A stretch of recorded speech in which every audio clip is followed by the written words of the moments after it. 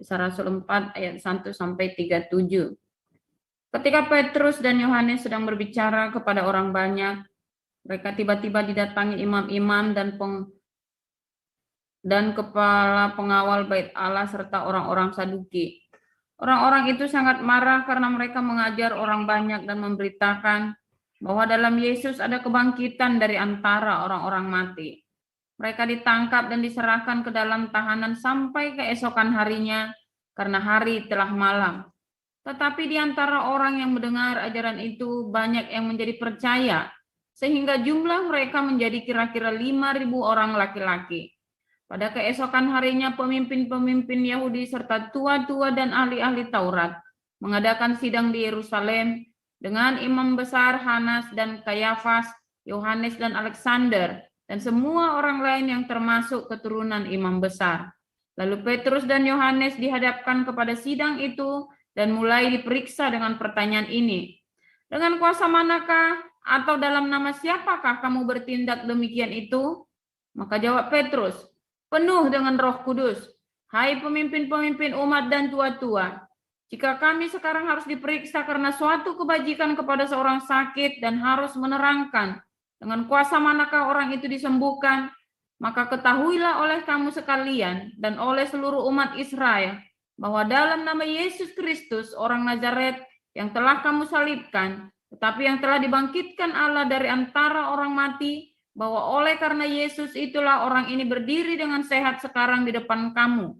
Yesus adalah batu yang dibuang oleh tukang-tukang bangunan, yaitu kamu sendiri. Namun ia telah menjadi batu penjuru. Dan keselamatan tidak ada di dalam siapapun juga selain di dalam Dia, sebab di bawah kolong langit ini tidak ada nama lain yang diberikan kepada manusia yang olehnya kita dapat diselamatkan. Ketika sidang itu melihat keberanian Petrus dan Yohanes dan mengetahui bahwa keduanya orang biasa yang tidak terpelajar, heranlah mereka, dan mereka mengenal keduanya sebagai pengikut Yesus. Tetapi karena mereka melihat orang yang disembuhkan itu berdiri di samping kedua rasul itu, mereka tidak dapat mengatakan apa-apa untuk membantahnya. Dan setelah mereka menyuruh rasul-rasul itu meninggalkan ruang sidang, berundinglah mereka dan berkata, tindakan apakah yang harus kita ambil terhadap orang-orang ini? Sebab telah nyata kepada semua penduduk Yerusalem bahwa mereka telah mengadakan suatu mujizat yang menyolok dan kita tidak dapat menyangkalnya. Tetapi supaya hal itu jangan makin luas tersiar di antara orang banyak, baiklah kita mengancam dan melarang mereka supaya mereka jangan berbicara lagi dengan siapapun dalam nama itu. Dan setelah keduanya disuruh masuk, mereka diperintahkan supaya sama sekali jangan berbicara atau mengajar lagi dalam nama Yesus. Tetapi Petrus dan Yohanes menjawab mereka, silakan kamu putuskan sendiri, manakah yang benar di hadapan Allah, taat kepada kamu atau taat kepada Allah. Sebab tidak mungkin bagi kami untuk tidak berkata-kata tentang apa yang telah kami lihat dan yang telah kami dengar. Mereka semakin keras mengancam rasul-rasul itu, tetapi akhirnya melepaskan mereka juga. Sebab sidang tidak melihat jalan untuk menghukum mereka, karena takut akan orang banyak yang memuliakan nama Allah berhubung dengan apa yang telah terjadi. Sebab orang yang disembuhkan oleh mujizat itu sudah lebih dari 40 tahun umurnya.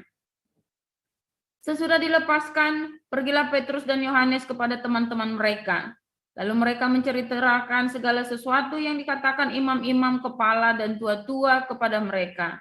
Ketika teman-teman mereka mendengar hal itu, berserulah mereka bersama-sama kepada Allah, katanya, ya Tuhan, Engkaulah yang menjadikan langit dan bumi, laut dan segala isinya.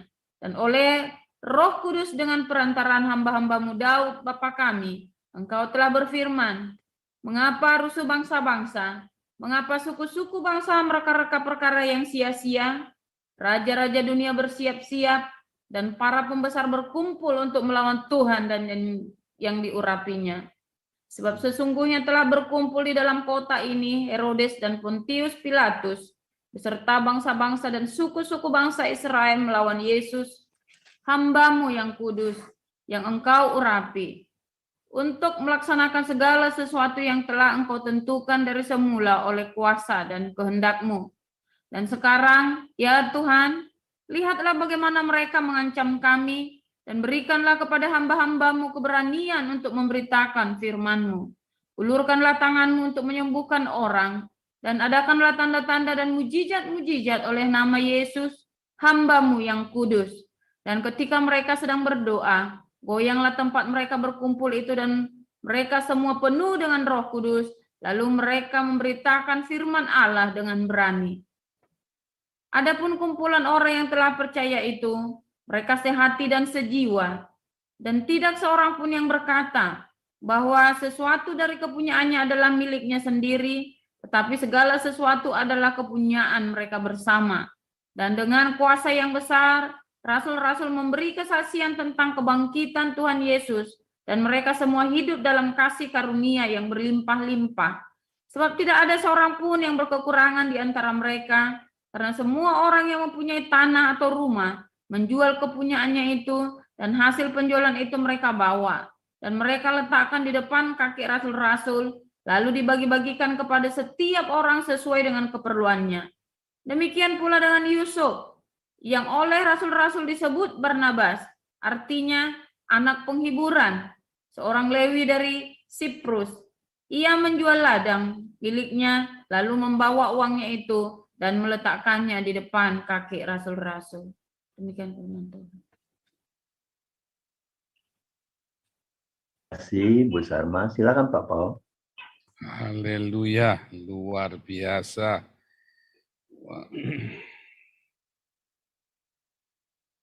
Ayatnya digantian. Yang jangan memberitakan manakah yang harus takut Allah atau manusia.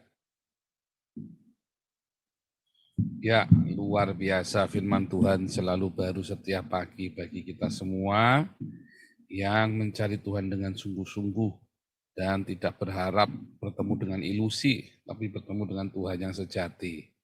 Maka itu, saudaraku, hiduplah terus di dalam agape Kristus dengan berdiakonia. Triggernya itu selalu diakonia. Itulah sebabnya Yesus mencontohkan diakonia. Para rasul mencontohkan diakonia. Dan ditunjukkannya itu dengan ekstrim ya. 5.000 orang dikasih makan, 4.000 orang dikasih makan. Ya. Dan para rasul juga mengikuti teladan yang sama. Lalu gereja nggak ikuti teladannya. Nah, kita mau kembali ke zaman para rasul ya dan zaman Yesus. Bagaimana kita meneladani diakonia yang massal. Diakonia massal. Ya, kita mau teladani. Nah, saudara, hari ini kita belajar ya tentang intimidasi. Saudara pikir kalau saudara berbuat baik hidupnya mudah ya. Itu berbuat baik itu hidupnya mudah. Oh iya benar. Ya. Suatu ketika atasan saya pernah kerja di sebuah bank asing, satu kantor itu semua lulusan luar negeri semua ya, cuman saya yang lulusan Satya Wacana. Waduh, oke itu benar-benar itu bank itu tiap hari ngomongnya bahasa Inggris, saya yang ngomongnya Inggris Tegal. Wah, enggak karu-karuan saudara. Nah, tetapi saya berusaha ya selama setahun saya kejar ketinggalan saya. Saya ikut kursus namanya dulu zamannya e-commerce ya, pertama kali mulai e-commerce. Wah, saya kejar tuh dalam setahun tuh ketinggalan saya, saudara. Akhirnya dari nggak ngerti apa-apa blank, saya sekolahnya kan dari agroteknologi kan, terus tiba-tiba kerja di bank asing lagi ya. Itu saya juga heran bisa masuk, bisa keterima itu saya juga heran itu ya. Itu bank asing terkenal lagi ya, bank besar itu ya. Wah, saya juga bingung-bingung itu sampai stres. Nah, suatu ketika saya ngasih tes sama saya ngomong ya. Paul, mana yang menurutmu lebih gampang orang hidup lurus lempeng apa hidup dalam dusta? Saya bingung jawabnya, saya masih ingusan, masih bingung baru pertama kerja. Sekuler ya, sebelumnya saya di gereja. Ya lebih gampang, hidupnya lebih gampang apa ya, lebih gampang bohong saya bilang begitu kan. Salah kamu. Hidup itu lebih gampang kalau kita jujur. Dia bilang begitu ya. Hidup itu lebih mudah kalau kita jujur. Dulu saya nggak ngerti, gampang bohong lah. Kalau ada masalah ditanya nggak bisa kita bohong saja. Ya kan? Lalu ditanya, mau bayarnya kapan? Besok. Lalu besoknya didatengin, aduh, sorry ya nih saya tadi dijemput sama Pak Pendeta. Wah, saya kudu nganter Pak Pendeta. Misalnya begitu kan. Kan gampang kan? Atau sudah ngarap PR belum? Waduh, tadi malam saya ini, wah, pokoknya bohongnya segala macam, segala rupa lah, alasan yang banyak, sebanyak-banyaknya. Itu tadi septic tank ya. Wah itu Bu Sarma tuh paling kenyang tuh, digituin tuh, satu septic tank itu pokoknya. Terus aku bilangin, nanti saya imporkan mau dari Jerman, itu ada yang mau imporkan dari Jerman itu septic tanknya. Itu Bu Sarma kalau muridnya nanya, alasannya banyak itu. Tapi sebenarnya hidup lebih gampang mana? Hidup lebih gampang kalau kita jujur. Ya, hidup yang jujur itu lebih mudah. Kalau transparan itu lebih mudah. Tidurnya tenang, lesak. Saya kalau malam tidur lesak, udah langsung ngorok. Sak banter-banter yang ngoroknya pokoknya. Sampai menggelegar, sampai rumah itu bergetar kalau saya ngorok pokoknya. Enak pokoknya. Enggak takut besok dibangunin. Ya, itu kemarin keuangannya selip. Udah nggak takut saya. Nggak urusan sepokoknya. Buka sana, mau selip, mau nggak buka sana, diodol-odol aja sana, nggak urusan. Orang mau ngomong enak kan, enak saya kan, orang fitnah ini, fitnah itu. Saya cuma bingung, duit dari kamu, kok nyuruh saya yang ngomaling. Duitnya ada di dia, kok bilang saya yang ini. Duitnya ini lah. Orang mau fitnah saya keuangan nggak bisa. Hari ini saya kasih tahu seyakin-yakinnya ya. Orang itu kalau jujur itu lebih enak hidupnya. Gampang banget, hidup itu begitu simpel. Mengapa hidup jadi ribet? Karena kita yang bikin ribet kan. Jadi hidup yang mudah itu hidup dengan jujur. Dengan ketulusan hati. Itu simpel banget. Ya kan? Itu kan sejujurnya kan begitu kan. Udah ngarap PR belum? Belum. Ya kamu keluar sana, strap. Udah saya keluar strap. Saya waktu SMA itu kalau belum ngarap PR belum. Dengan lugunya, udah ngarap PR belum? Belum. Ya kamu di luar sana strap. Ya udah saya duduk di luar. Sambil dengarkan gurunya ngajar, saya duduk di luar. Nggak pakai alasan. Kenapa ya? Pokoknya ya belum garap, lupa. Lupa ada PR. Udah enak ya. Saya ngamat-ngamati enak juga ya hidup ayah saya. Begitu, karena saya nggak pernah bohong. Sekalinya saya bohong itu ribetnya minta ampun ya. Sampai saya belajar bagaimana cara bohong yang paling sip. Wah, saudara, saya 4 tahun belajar bohong, saudara. Coba saya seumur-umur nggak pernah bohong ya. Tiba-tiba saya belajar bohong. 4 tahun saya belajar bohong ya. Bagaimana caranya supaya orang percaya dengan kebohonganmu? Bohonglah sampai kamu sendiri percaya dengan apa yang kamu bohong. Itu rumusnya cuma itu tok itu. Akhirnya apa, kita hidup di dalam ilusi kan, kebiasaan di dalam dusta. Akhirnya kita percaya dengan semua orang, enggak. Kita curiga sama semua orang akhirnya. Karena semua orang yang kelihatannya meyakin, akhirnya saya kehilangan kepekaan itu. Ya, kehilangan perseptif ya. Ada orang yang punya karunia perseptif. Saya itu punya karunia perseptif dan itu hilang karena akhirnya saya latihan bohong sampai saya jago bohong, saudara. Tetapi ketika saya kemudian bertobat, ya, kalau orang ngomong sama saya senyum, bau mulutnya saya sudah tahu dia bohong apa enggak. Ya, anak saya sampai takut kalau ngomong sama saya ya. Tapi anak saya nggak pernah bohong ya. Anak saya kalau ngomong apa adanya karena ya kita juga kalau menghukum juga nggak menghukum sih ya. Ya itu terserah kamu, itu konsekuensinya kamu loh. Kita nggak pernah kalau dia kita hajar ya. Kita nggak pernah gituin anak soalnya ya.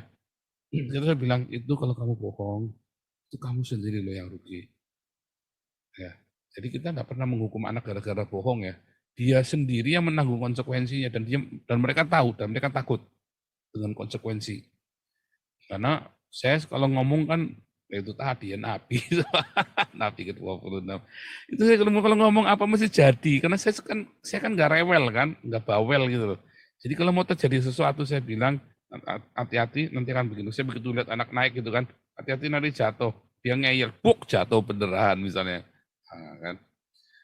Jadi begitu ya, misalnya nanti akan terjadi sesuatu, jangan dibayar dulu, dia nekat bayar ya, ketipu kan. Nah, misalnya begitu-begitu itu ya. Jadi Anak ini percaya konsekuensi, dan ketika dia nekat dia tahu kalau dia mau beli mainan jangan beli ini, nanti karena akan begini.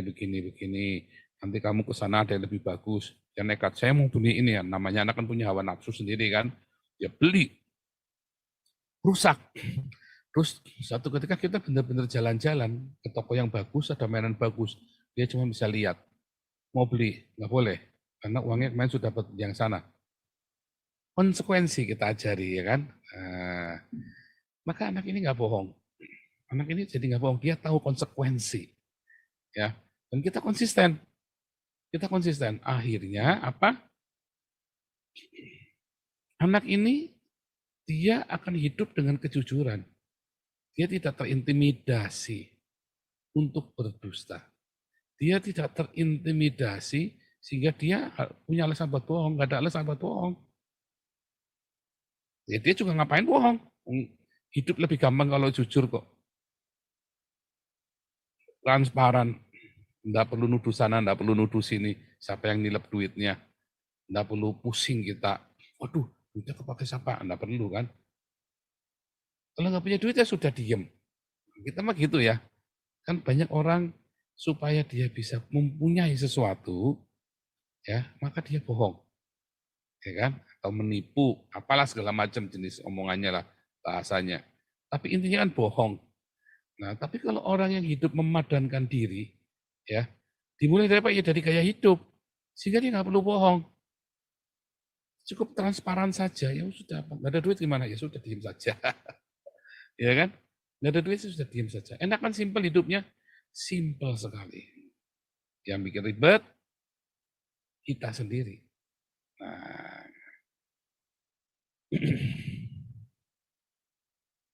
suatu ketika para rasul, ya, juga para nabi diintimidasi. Orang kalau mau berbuat kebaikan itu diintimidasi, ya. Tetapi karena mereka orang-orang yang tulus, nah, mengapa orang takut ketika ada intimidasi, baik itu debt collector datang, preman datang, polisi datang, apa? Kenapa orang takut ketika diintimidasi? Karena mereka tidak tulus hatinya. Ya. Makanya mereka takut karena ada yang disembunyikan. Karena ada hidden agenda. Ya kan, ketika tukang pajak datang, ketika apa datang, kita sih mau siapa datang, mah kita tenang-tenang, kadrun datang aja enggak apa-apa kok. Kan kita juga bodo amat. Suatu ketika saya disuruh ngambil bakso, ini teman saya nih ya, Pastor Ruth yang dari Belgia kan jualan bakso.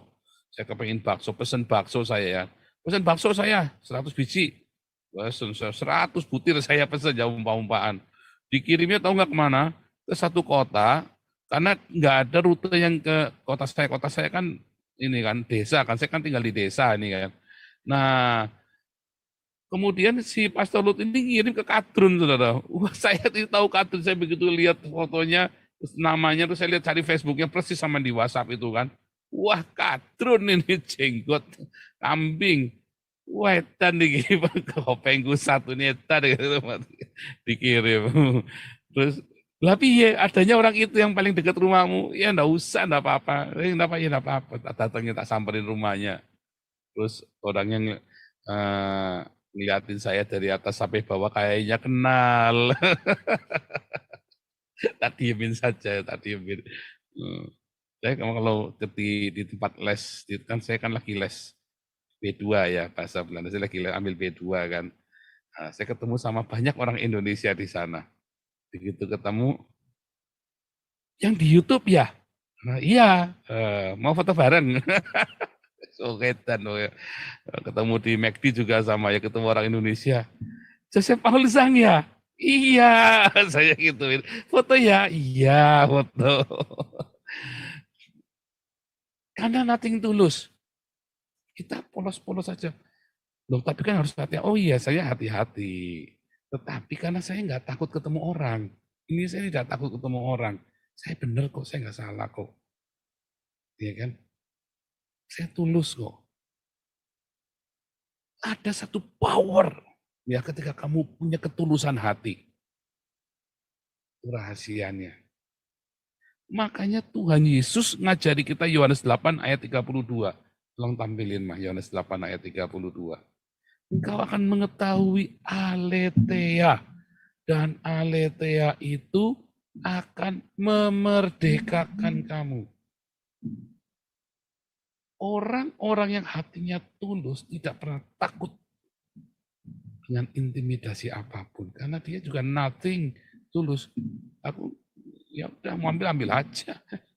Gitu ya. Tapi kalau orang punya banyak hidden agenda dalam hidupnya, itu paling ribet. Saya kalau pelayanan ketemu orang yang punya banyak hidden agenda itu paling pengen gecek gitu loh, saudara. Ribet. Karena kita jadinya harus menyiapkan banyak sekali planning.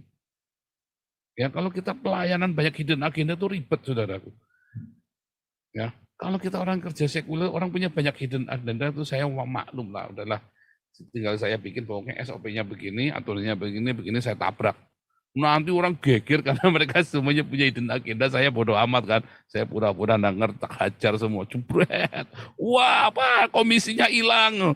Ya kan mereka biasanya kan terima komisi dari supplier, terima komisi dari buyer, terima komisi dari mana, wah dari apa, edan-edan orang-orang ini kan. Wah, saya tutup mata, tak hajar pokoknya. Makanya bos-bos itu kalau punya anak buah saya seneng. Nah, anak buah punya bos sama saya kalau dia tulus seneng.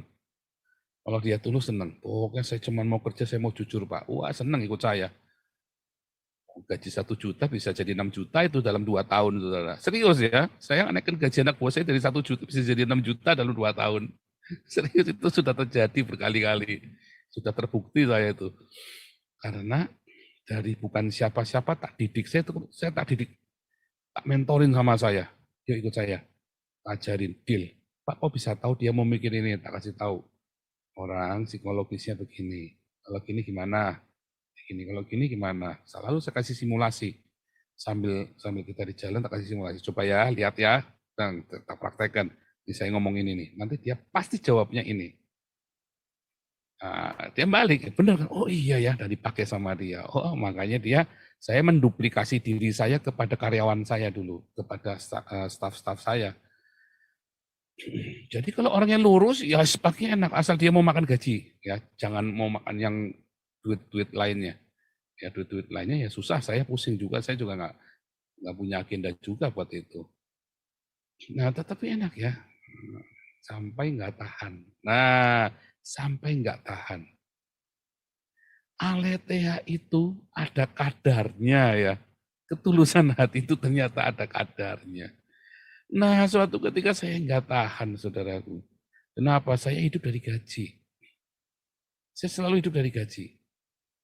Saya gajinya 30 juta, sama staf saya yang gajinya 5 juta, dia bisa punya BMW, bisa punya Mercy.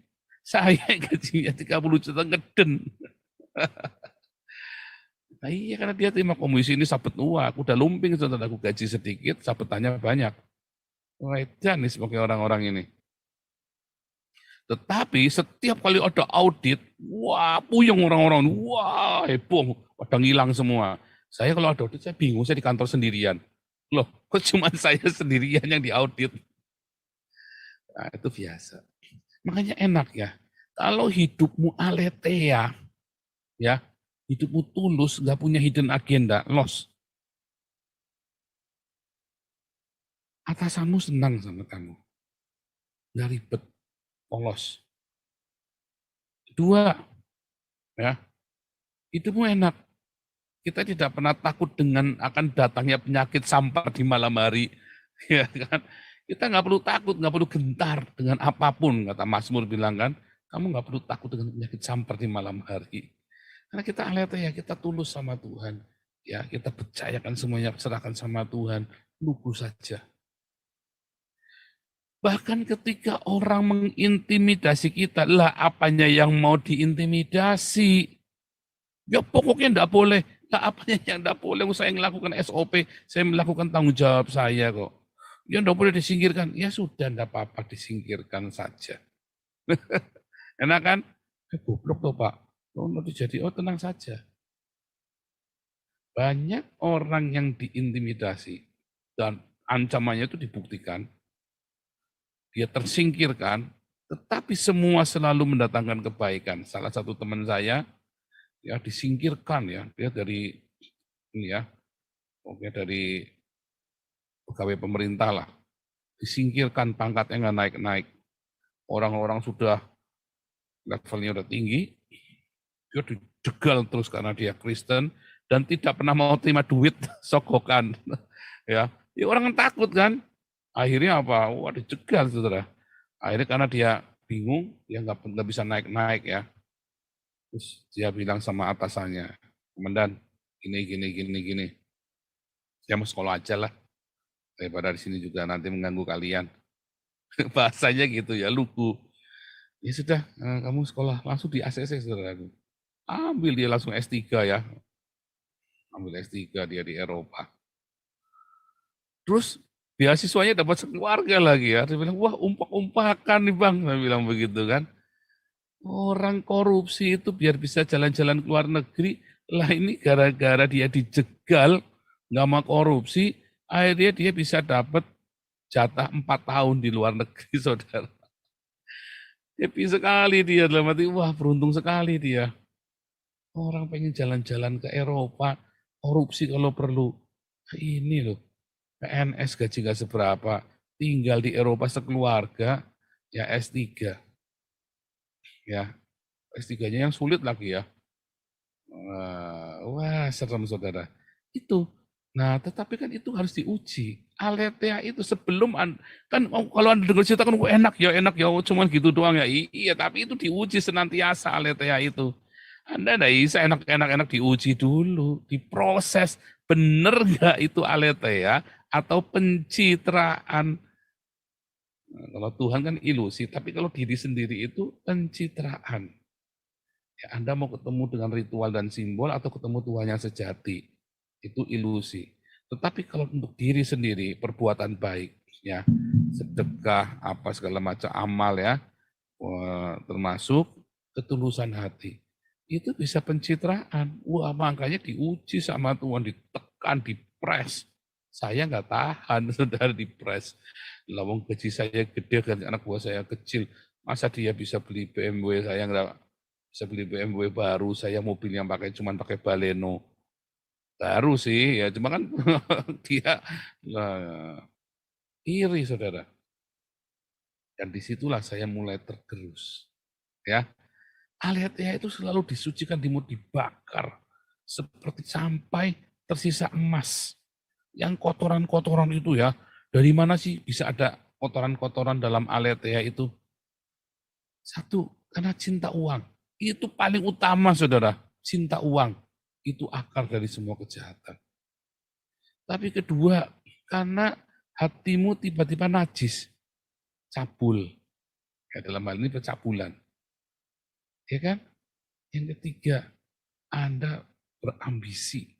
Ambisi yang tidak terkendali. Orang punya ambisi bagus. Tapi ketika ambisimu tidak termanage, itu tidak baik. Ya, harta tata wanita kan. Nah, itu yang membuat aletheamu tuh hancur. Ya, karena begitu kamu kenal perempuan yang najis, yang ada apa? Gengsi kan? Pride kan? Anda pengen bayar-bayari dia kan? Anda udah mulai kan intrik dengan istrimu, mulai intrik. Kebetulan saya enggak ya. Tapi saya masalahnya apa? Harta. Ada ketidakpuasan, iri hati. Dimulai dari itu, dari iri hati. Seumur hidup, dan saya pernah pengenang ya, saya pernah dicelakai orang padahal saya tulus. Saya itu berkali-kali saya difitnah orang padahal saya tulus hatinya. Akhirnya membuat saya marah. Kali ini saya yang mau sikat orang. Saya bilang begitu kan. Bosan saya mau sikat orang. Nah, disitulah kemudian itu semua. Pups. Hilang semua, saudara. Benteng-benteng pertahanan hidup saya tentang ketulusan hati itu. Kenapa? Karena yang namanya hati yang tulus itu seperti emas, dan namanya emas itu yang benar-benar emas harus diuji, bukan imitasi. Ya, dimulai dari iri hati, dari cinta uang, ya kan? Dari transparan. Niatnya saya baik, tapi nggak transparan, akhirnya saya dihajar, saudaraku. Dihajar sama sesama hamba Tuhan. Saya bisa nggak teliti, karena dibutakan. Walaupun niatannya baik. Nah, orang-orang yang aletheia, yang murni hatinya, ketika Anda sedang melakukan kemurnian hatimu, Anda akan dites oleh lingkunganmu.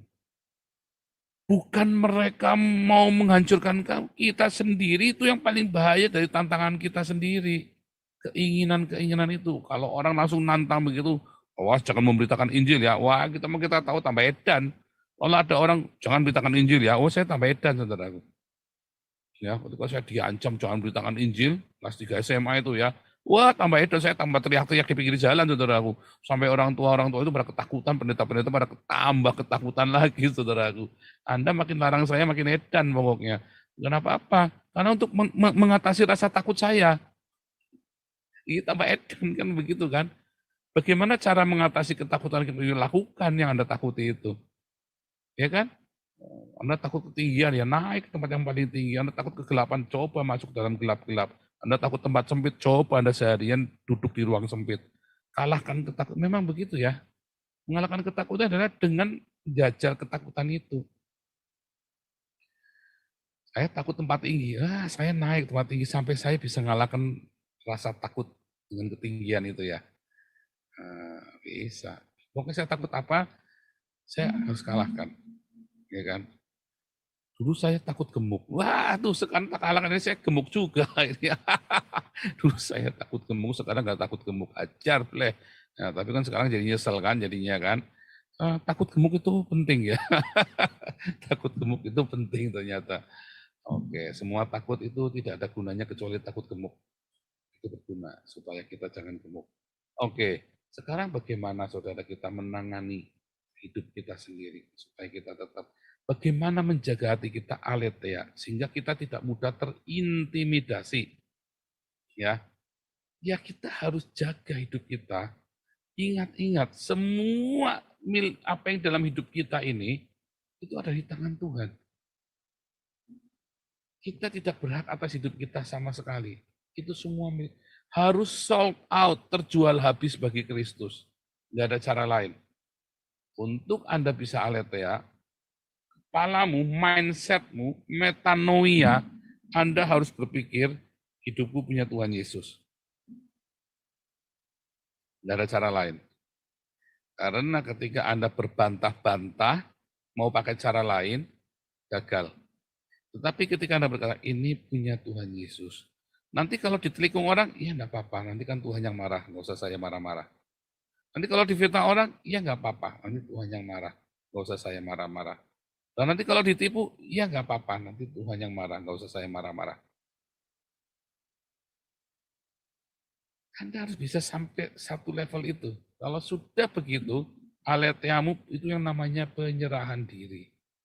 Nah masalahnya banyak orang percaya, ngaku mulutnya buat contoh ini percaya, mung rak percaya. Anda bilang nyanyi-nyanyi aku berserah, tetapi tidak menyerahkan dirimu. Aku berserah, bukan begini ya. Aku berserah, aku berserah. Aku berserah. Oh beda saudaraku. Nanti dulu. Aku berserah nanti dulu. Ya kan, Anda berserah tapi Anda sang kuda-kuda, Anda berserah itu namanya. Berserah itu berserah. Tuhan mau apa Tuhan? Terjun, siap. Terjun saudara. Tuhan gimana Tuhan? Lepaskan yang 200 juta. Lepaskan 200 juta. Aku berserah, 200 juta harus aku tagih. Tanya Tuhan, Tuhan aku berserah apa 200 juta? Serahkan. Tagih, ya tagih. Tapi biasanya Tuhan ngomongnya apa? Lepaskan. Saya dulu berapa miliar. Iya Tuhan, lepaskan. Lah, lebih bayarnya Tuhan. Tuhan, aku lepaskan. Dengan cara yang ajaib Tuhan bereskan ya, satu demi satu ya. Satu demi satu Tuhan bereskan. Ketika saya, dari dulu Tuhan ngomong begini. Lah dari dulu saya sudah ngomong lepaskan, kamu enggak mau. Iya kurang banter ngomongnya Tuhan. Sudah banter, kamu aja kopokan. Sudah banter, ampuni. Dulu sudah diomongi ya. Bahkan ada satu hamba Tuhan. Sudah Paul, ampuni Paul. Oh ya kamu ngomong enak. Saya ngomong begitu. Kamu ngomong enak, ampuni. Coba dari dulu saya nurut ampuni. Ya kan? Tapi semua itu pun Tuhan lakukan demi kebaikan kita ya.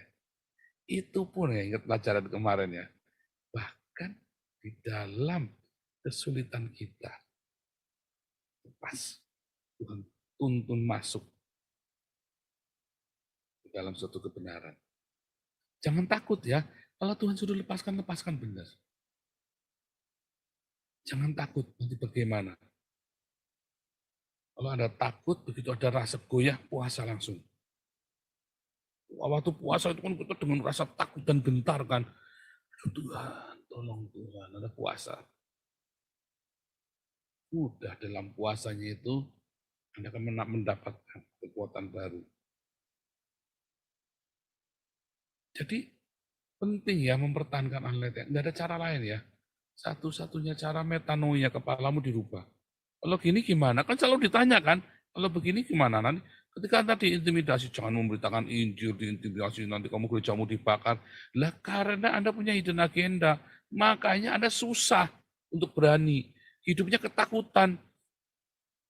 Kasih tidak kau miliki lagi. Karena hidden agenda itu kan ada dalam agape itu kan ada kemurnian, ada aletheia. Anda kalau dalam agapemu masih ada hidden agenda, Anda nggak bisa. Wah itu ilmu tingkat tinggi. Oh bukan. Itu bukan ilmu tingkat tinggi, itu biasa. Cuman Anda saja yang nggak mau, Anda aja yang nggak banyakkan alasan. Kayak muridnya Bu Sarma itu kalau belum ngarah PR itu. Kan alasan. Banyakkan alasan. Coba murnikan hatimu. Nah, Tuhan nanti kalau ditagih sama Bang gimana? Doa sama Tuhan, puasa. Nanti Tuhan kasih hikmat, kamu harus lapor sama polisi, atau kamu harus datang kekeluargaan, ngomong private, ceritakan masalahmu, kamu mengharapkan ada sedikit kebaikan, cari yang win-win solusi, saya tidak minta menang, tapi saya minta supaya saya jangan rugi terlalu banyak. Saya tidak minta menang. Prinsip itu penting loh. Saya ingin kita semua bisa win-win. Bapak nggak rugi, saya juga nggak rugi. Atau kalau saya sampai harus rugi pun jangan rugi terlalu banyak. Kan begitu kan? Ceritakan kondisimu. Kadang-kadang itu menyelesaikan masalah loh. Ya kan? Ya, luar biasa ya. Wah harus apa-apa kudu. Wah saya kirim premon, saya kirim. Wah apalagi itu. Apa yang mau diserahkan? Wah itu tandanya Anda nggak berserah. Hari ini kiranya aletheia bersama denganmu sehingga tidak ada satupun roh intimidasi yang bisa menguasai hidupmu. Ya, karena engkau akan mengetahui aletheia dan aletheia itu yang akan memberikan kamu liberty, kemerdekaan, kebebasan. Ya, katakan amin. Tuhan Yesus berkati.